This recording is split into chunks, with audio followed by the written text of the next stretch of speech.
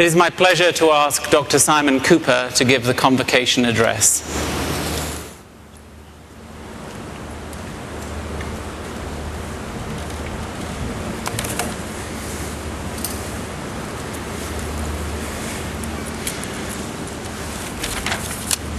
Ladies and gentlemen, faculty, administration, university, Dr. Samali, thank you very much indeed for the terrific honor, and let me thank the administration and the Senate for the honor that you bestow upon me. I humbly accept, on behalf of all of those who at one time or another have accompanied me on my journey, and also the 40,000 ladies and gentlemen of the Ritz-Carlton Hotel Company who make me look awfully good every single day. Dr. Samali talked about 3 things to take with you, and we didn't compare notes, and I wanted to talk about 3 decisions that I think you're going to have to make, and 3 decisions that in my life's journey I thought I made relatively well. Those 3 decisions are choice of mentor, choice of partner, and the choice of the values that you are going to carry with you. Let me begin for what most of you will have been your first true opportunity to make a choice of who is going to be your mentor.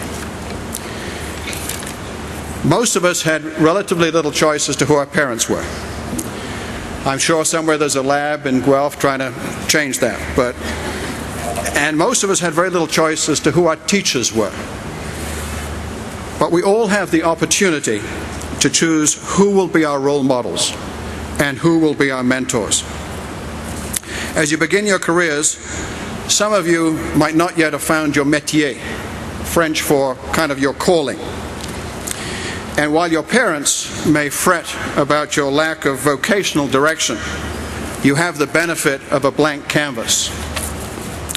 In my case, I had a blank canvas, and I decided to go ocean sailing for a couple of years. And I learned a lot about teamwork, celestial navigation, and personal hygiene in cramped quarters. However, I'm sure that many of you here have found your vocations, and you know exactly how you intend to start your journey. Choosing the right mentor can have a lasting and indelible impact on your life and your careers. When I decided that sun, sand, and sailing was not a long-term lifestyle, some of you might question that decision, I arrived in Montreal at the Chateau Champlain, into the embrace of an Italian Jew from Egypt, Victor Gariani, and I learned lessons from him that serve me today. Perhaps the most important lesson was that he laid out a vision for me of a career that I could not see. A great mentor will find talents in you that you don't know you have, and he or she will maximize those talents. One of this university's most famous graduates, John Kenneth Galbraith, was a mentor to John F. Kennedy, who he had tutored at Harvard. And their relationship remained strong when Kennedy became president, and JKB was the U.S. ambassador in India. And JFK continued to seek his advice on what to do leading up to the Vietnam War, which arose in one of his letters that Galbraith sent to Kennedy, urging restraint in dealing with Vietnam, included the famous request, "Who is the person in your administration who decides what countries are strategic?" And he goes on, "I would like to meet him and ask him what is so important about this piece of real estate in the space age." Unfortunately, Kennedy was assassinated, Johnson went to war, and the rest is history. However, not all advice should be heeded. The founder of the Ritz brand was a gentleman named Cesar Ritz, who in the middle of the 19th century went down from his valley to the town of Brieg in Switzerland and worked as a bellman at a hotel there. And he decided that he really liked the business and he would go to Paris and seek fame and fortune. So he told his general manager that he was leaving and that was what he was going to do. And his general manager said, "I suggest you avoid the hospitality industry because you have none of the skills or talents to be very good at it."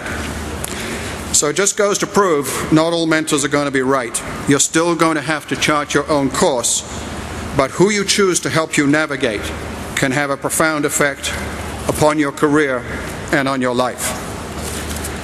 The second significant choice or choices will be who you choose as partners, both personally and professionally. I was very fortunate to find my life partner, my wife Marcelle, when I went to Montreal. We've been together for 34 years, and I found out a new skill only recently. She came from France to surprise me, to join me here, and she's been lying to me for 4 days. Extremely well. That's what worries me. And I would not be standing here with a certain sense of accomplishment but for her undying support. When I stumbled, she would pick me up, but just as importantly, when success went to my head, she was there to keep my feet on the ground and my hands in the sink. It's pretty easy to let the role of being president of Ritz-Carlton go to your head. I was recently touring an unnamed Caribbean country, and we had commandeered a Defense Department helicopter, and the Minister of Tourism was touring me around various sites. And about halfway through, I realized that not only do we have a pilot and co-pilot, but every time we got back in the plane, these two Defense Department employees, fully armed in AK-47s, were hanging off the side like Sylvester Stallone in a Rambo movie. And I said to the minister, "You're going, really rather far to protect me." "Oh," he said, "Sir, we're not protecting you, we're protecting the helicopter."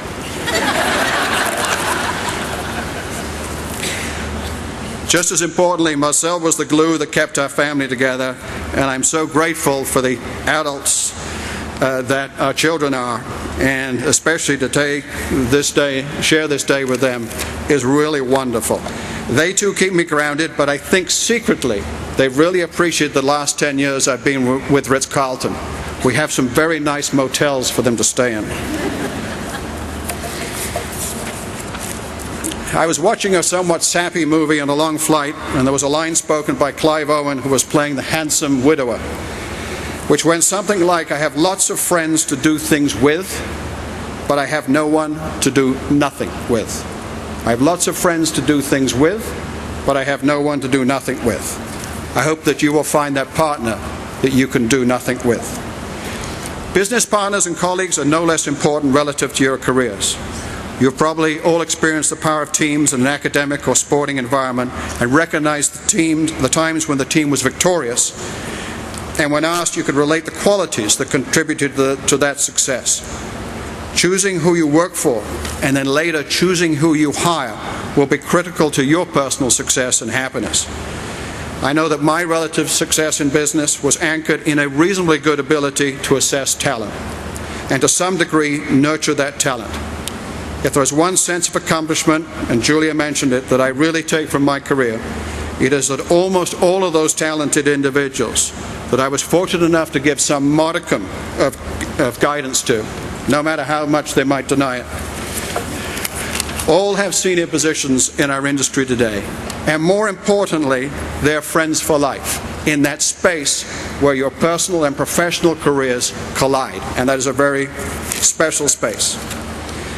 The third choice in some ways may be the most important and can dictate the outcome of the first two. What are the values that will shape your career? All of us, I think, subconsciously establish foundational values from our parents and family. And while that may not be obvious to some of you today, I hope that you all appreciate the critical role that your family has played in who you are and in who you will be. By definition, I'm assuming all the parents here are particularly smart because they supported your choice of Guelph University.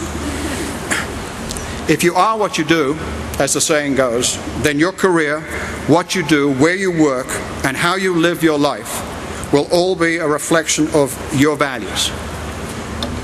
And you do not have to look further than a reflection of values than the faculty of this university, who eschew the for-profit world of business in the pursuit of knowledge and education.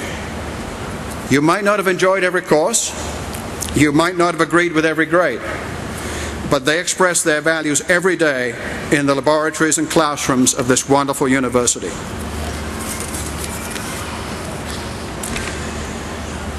You are our customer, and the task of the faculty and administration is to prepare you for life's journey, and perhaps the debt that we owe to them was best summarized by the Honorable Lincoln Alexander, who I was so fortunate to be chairman of the board when he was chancellor, who said of the faculty and administration, "You personify leadership, wisdom, warmth, and wit." And the wit is probably the most important. Every time I receive a copy of Portico, I read it from cover to cover because I'm fascinated by the incredible work that is being done by students and faculty in this quiet corner of Ontario, and how our research and leadership is being felt around the world. When you put it all together, these actions represent the values that are the underpinning of this university. And I know that in a couple of days, the President and Campaign Chair will announce the theme of the, it's not really a campaign, but a new theme of the Better Planet Project. And we should all be very proud, I think, to be associated with a university that not only has great values, is willing to express them, and has the ability to deliver on the promise of a better planet.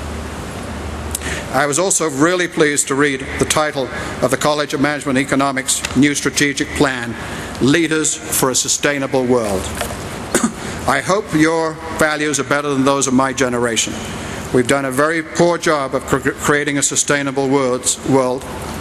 And the words of my favorite John Legend song, "We can't afford to wait. The future started yesterday.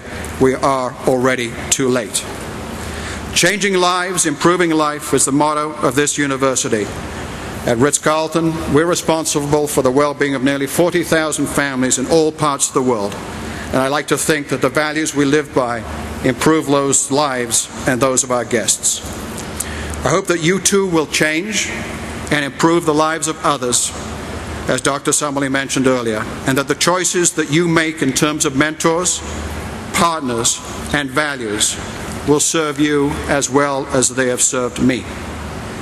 If there is one quote that I would like inked into your mind as you graduate today, and keep it through the fog of this evening until tomorrow, it is one that I use to remind my teams, who are at the pinnacle of their business, that we can always do better, we can always achieve greater heights, and that we're only really constrained by our own imagination. And that quote comes from Sir Edmund Hillary, who with Tenzing conquered Everest in 1952. Of that conquest, he said, "It is not the mountain we conquer, but ourselves. It is not the mountain we conquer, but ourselves." I wish you every success as you graduate today. Set out and conquer your Everest. Thank you.